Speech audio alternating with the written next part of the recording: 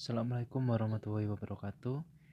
Hari ini saya akan menjelaskan tentang masalah preliminary dimensi kolom. Jadi kalau misalnya kemarin teman-teman sudah belajar preliminary-nya plat, lantai, dan juga balok. Jadi hari ini kalian belajar tentang masalah preliminary dimensinya kolom. Ini ya, jadi kolom biasanya dia kalau misalnya penampang itu ada nilai B dan juga nilai H-nya. Nah, ini nilai B dan juga H ini yang akan kita tentukan nilainya berapa. Oke, jadi yang pertama, untuk rumus pendekatan yang dapat digunakan untuk menentukan dimensi kolom, itu rumusnya adalah AG. AG itu adalah across atau luasan kotor ya. Luasan kotor ini nantinya belum dikurangi sama tulangannya. Oke, nilainya itu nggak boleh kurang dari PU dibagi 0,2 dikalikan FJ aksen. Nah, PU-nya ini nanti yang akan kita cari ya. Yang akan kita cari nilainya berapa, sementara FJ ini kan sudah ditentukan di soalnya. Nah, gini ya. Nah, biasanya rasio dimensi antara B dibagi hanya kolom itu nggak boleh kurang dari 0,4. Jadi nilainya kalau bisa antara B dan juga H-nya itu mendekati ya. Mendekati. Jadi antara B kalau bisa itu nilainya mendekati H.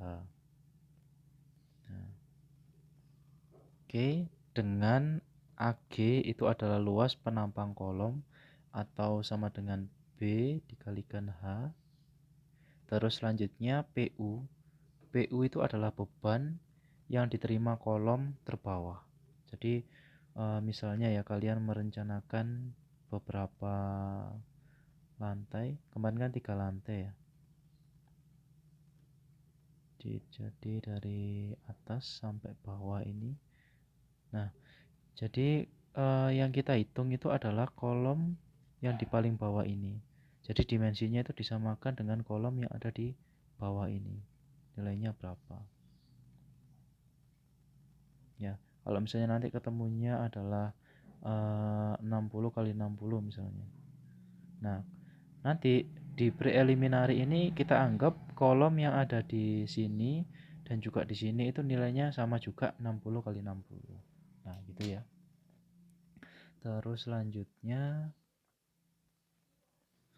nah sekarang kita coba untuk menentukan dimensi kolom interior. Jadi kolom itu ada dua ya. Kalau secara definisi itu ada dua.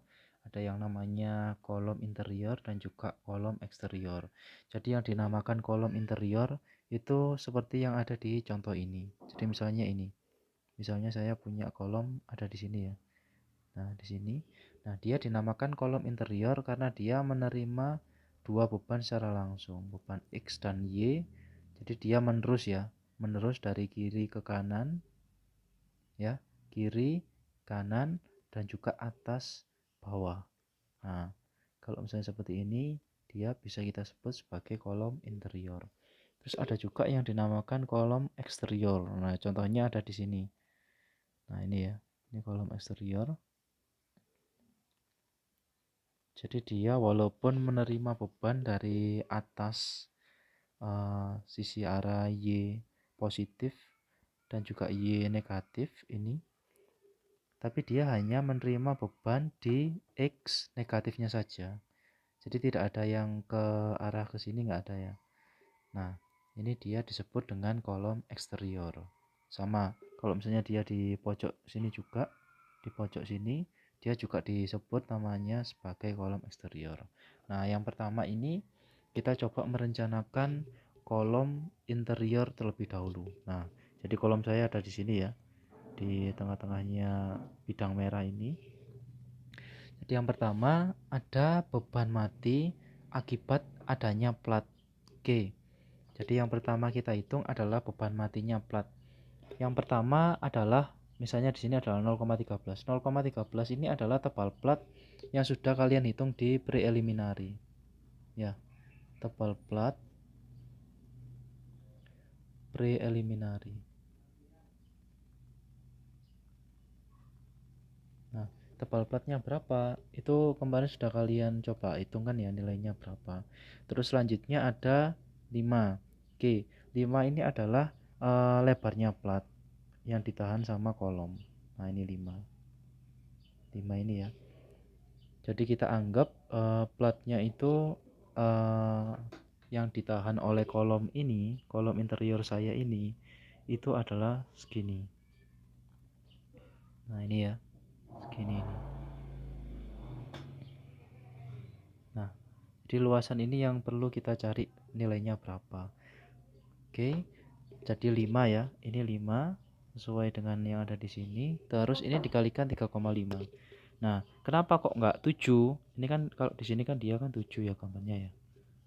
Jadi sebenarnya yang ditahan oleh kolom yang ada di sini itu cuma bagian plat yang ada di sini aja. Ya. Yang bagian sini, nah yang bagian sini, pinggir-pinggir sini, ini dia ditahan oleh balok anaknya yang ada di sini. Nah, balok anak yang ada di sini. Jadi seperempat plat yang ada di sini dia ditahan oleh balok anak, sementara seperempat yang ada di sini atau setengahnya ya, setengahnya ada di sini, dia itu ditahan oleh kolom kita ini, kolom interiornya sini. Nah, gitu ya. Terus selanjutnya dia dikalikan 24. 24 ini adalah berat jenisnya beton bertulang, BJ-nya beton bertulang ya. BJ-nya beton bertulang. Terus yang berikutnya dia dikalikan 6. Lah, 6 ini tergantung dari lantai kalian ada berapa. Kalau kemarin kan Anda merencanakan kan 3 lantai ya. Nah, 3 lantai itu berarti berapa? Berapa plat di atasnya kolom yang paling bawah itu. Jadi misalnya ya, saya punya penampang 3 lantai gini. Nah, jadi di kolom yang paling bawah sini dia itu menahan berapa plat. Nah ini kan kalau misalnya di contoh gambar saya ini kan ada 3 ya, 1, 2, dan juga 3. Nah artinya nanti dia dikalikan 3 di sini ya. Jadi tergantung dari jumlah plat yang ditumpuk oleh kolom yang paling bawah ini ada berapa gitu. Nanti kalian kalikan ketemunya adalah sebesar 655,2 kN. Terus yang berikutnya kita cari nilai baloknya. Jadi beban yang diterima oleh kolom paling bawah akibat adanya balok 1. Balok 1 ini adalah balok induk ya. Jadi balok indukmu itu dia dimensinya berapa. Itu kan sudah kalian hitung di awal. Nah, nanti dimensi nilai B dan juga hanya kamu masukkan di sini ya. B-nya berapa, hanya berapa. Terus setelah itu kita tentukan panjangnya balok induknya itu berapa yang ditahan oleh kolom yang ada di sini. Ya. Jadi coba saya gambarkan ya. Kalau misalnya saya gambarkan, kalau boleh saya gambarkan.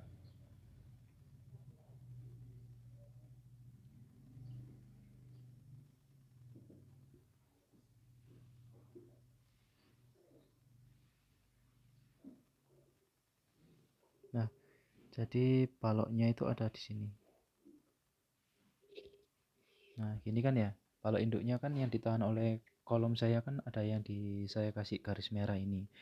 Jadi nilainya adalah yang pertama 5. 5 itu di arah Y-nya ini ya. Terus dikalikan sama ini 5 ditambah sama 7. 7 ini yang ada di arah X-nya ini. Jadi 5 ditambah 7. Nah, itu nanti dia kalau sudah dikalikan sama 24, sama 24 itu adalah berat jenisnya, terus dikalikan sama jumlahnya. Jadi jumlahnya itu ada berapa, kan sama ya, jumlahnya kan kita kan punya 3 lantai ya, 3 lantai itu jumlahnya dia berapa gitu. Oke, selanjutnya untuk balok anak. Nah ini balok anaknya ya. Jadi balok anaknya hampir sama, itu tetap harus kalian hitung nilai B dan juga H-nya dia berapa.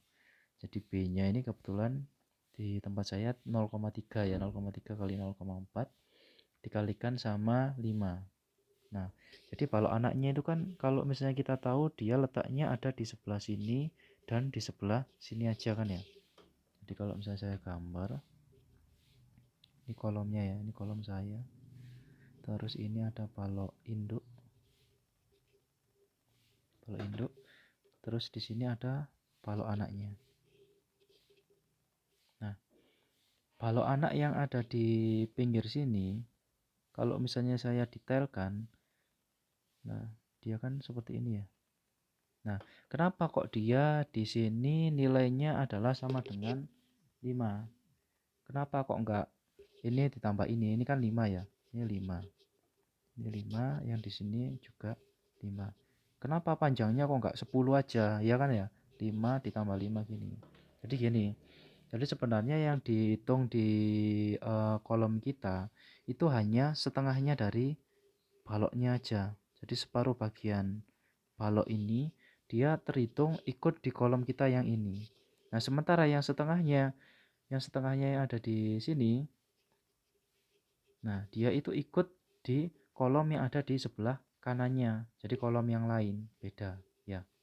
Jadi kolom 1 di sini, kolom 2-nya dia di sini. Jadi dia setengah ikut kolom yang ada di sebelah kiri, setengah baloknya dia ikut di setengah kolom yang ada di kanan. Nah, makanya dia yang dikalikan itu cukup setengahnya ini aja, setengah dari sini ya. Jadi setengah. Artinya kalau misalnya setengah-setengah kan cukup kita hitung satu balok anak aja ya di sini ya. Jadi nilainya adalah sebesar 5 panjangnya. Terus dikalikan sama 24, 24 adalah berat jenisnya, dikalikan sama 6. Nah, ini tergantung ya. Jadi jumlah banyaknya baloknya dia ada berapa. Nanti kalian hitung, ketemu nilainya adalah ini. Terus selanjutnya kita cek juga kolom. Jadi kolom atau berat sendirinya kolom itu dia berapa. Nah, ini tentukan aja disesuaikan sama preliminary yang ada di plat kemarin. Kamu tentukan nilai dimensinya kolomnya itu berapa. Dia dikalikan 23 ya nih ya. 23 itu adalah panjang keseluruhan kolomnya yang ada di bawah sampai atas. Jadi misalnya ini kolomnya tingginya 8 ya. Ini juga 8. Nah, ini 8. Nah, jadi kan total keseluruhan panjangnya kan adalah 8 kali 3, 24 misalnya. Nah, ini tergantung dari soal kalian. Kemarin tinggi kolomnya ada berapa. Jadi mulai dari titik bawah sampai titik yang ke atas itu kalian anggap tinggi keseluruhan atau tinggi keseluruhan kolomnya itu dia berapa. Nanti masukkan di sini, terus dikalikan sama berat jenisnya. Ya, nanti ketemu nilainya adalah ini. Oke, selanjutnya kalian jumlahkan. Jadi dijumlahkan semua mulai dari nomor 1 ini ditambah nomor 2 ditambah nomor 3. Nah, ditambahkan sama nomor 4 yaitu kolomnya. Nanti ketemu nilainya adalah ini. Oke, itu adalah beban matinya. Terus selanjutnya adalah beban hidup. Nah, beban hidup ya. Oke, akibat beban hidup bisa kalian cek ya di SNI 1727 tentang masalah pembebanan gedung. Nanti langsung aja kalau ini gampang ya, tinggal ngalikan aja. Jadi beban hidupnya yang ada di plat ini berapa? Jadi 7 ini adalah ini ya, lebarnya plat dikalikan 5, panjangnya plat dikalikan 1,92. Nah, ini yang saya bilang tadi. Jadi 1,92 ini kalian cek di SNI. Di SNI ya. Jadi ini tergantung dari tugas kalian kemarin, kalian merencanakan apa. Ini kan beda-beda ya. Ada yang mendapatkan rumah sakit, ada yang gedung perkuliahan, dan lain sebagainya. Terus dikalikan sama jumlah lantaimu itu ada berapa. Oke, ketemu akibat beban hidupnya adalah ini. Terus total PU adalah 1,2. 1,2 ini faktor beban ya, 1,6. Itu dikalikan sama DL. DL itu tadi yang di slide saya yang sebelumnya, dikalikan sama LL. LL itu ini. Nah, nanti ketemu nilai total PU-nya berapa. Nah, ini ya, itu yang kita pakai sebagai patokan. Terus selanjutnya setelah didapatkan nilai PU-nya, asumsikan dulu penampangnya itu dia berupa kolom persegi sehingga nilai B sama dengan nilai H. Jadi kita anggap di sini nilai B sama nilai H-nya itu dia sama. Terus PU itu kan sudah kita dapatkan ya di sebelumnya, FC aksen ada di soal. Nah ini tinggal dimasukkan aja, nanti ketemu nilainya adalah sebesar ini. Itu adalah akros. Nah selanjutnya kalian tentukan, kan rumusnya AG itu kan sama dengan B kali H ya. Jadi ditentukan aja, AG-nya sudah diketahui berapa. Nah karena B sama dengan H, nah ini bisa juga kita akarkan langsung ya. Jadi ketemu nilainya adalah 553 mm. Nah ini saya bulatkan ke atas, sehingga kolom interior itu nilainya adalah 60 kali 60. 60 kali 60. Itu ya untuk kolom interior. Terus selanjutnya kolom eksterior. Nah, jadi bedanya sudah saya jelaskan tadi antara kolom interior dan juga kolom eksterior. Jadi biasanya dimensi kolomnya yang ada di kolom eksterior ini agak berbeda ya, soalnya dia kan menerima bebannya kan relatif lebih kecil dibandingkan yang ada di kolom interior. Oke, langsung saja. Sama, prosesnya adalah sama seperti yang kita hitung di kolom interior tadi. Jadi yang pertama tebal plat masukkan nilainya berapa, dikalikan sama 7. Oke ya, 7 ini dikalikan sama 2,5. 2,5 ada ini. Nah, jadi di arah X-nya berapa, arah Y-nya berapa, kamu masukkan. Terus dikalikan sama 24 berat jenisnya, dikalikan sama jumlah plat eksteriornya. Mulai dari lantai 1 sampai lantai yang paling atas itu dia berapa. Terus selanjutnya ada balok 1. Balok 1 itu adalah balok induk ya. Balok induk B dan juga H-nya sudah kalian hitung di preliminary, dikalikan 2,5 ditambah 7. Ini adalah panjangnya ya. Jadi 2,5 itu ada di sini, 7 itu ada di sini. Nah, itu ya, jelas. Terus dikalikan sama 24. 24 ini adalah berat jenisnya, dikalikan jumlah balok induk dari bawah sampai atas itu dia berapa. Terus selanjutnya balok kedua ini adalah balok anak. Dimensinya adalah 0,3 kali 0,4. Ini disesuaikan sama dimensi yang sudah kalian hitung kemarin. Terus dikalikan panjangnya. Jadi sama seperti yang saya jelaskan tadi. Kenapa kok balok induk dia 2,5. Jadi bukan 5 ya. Karena dia sebenarnya yang dihitung itu cuma setengahnya aja. Nah, setengahnya ini aja. Jadi yang ditahan oleh kolom kita di eksterior itu hanya setengahnya aja. Jadi yang sebelah kanannya dia ini ikut kolom yang ada di sebelah kanan. Oke, dikalikan 24 adalah berat jenisnya, terus jumlah balok anaknya dia ada berapa mulai dari bawah sampai atas. Terus sama, kalian juga menghitung berat sendirinya kolom. Ini misalnya saya pakai dia lebih kecil ya, 0,5 kali 0,5 dikalikan 23. 23 itu adalah tingginya kolom. Jadi mulai dari bawah ya, mulai dari bawah sampai atas itu dia tingginya berapa. Nah, itu kalian tentukan sesuai dengan soal yang ada. Oke, sama, jadi dari 1, 2, 3 dan juga 4 ini kita jumlahkan ya. Kita jumlahkan totalnya adalah sebesar ini. Nah, selanjutnya kita cari beban hidupnya. Beban hidupnya sama, jadi 7 dikalikan 5 ya, 5 per 2 ya, jadi sama 2,5 ini di sini. Jadi yang ditahan itu sebenarnya cuma plat yang ada di sini aja, beban hidupnya ya.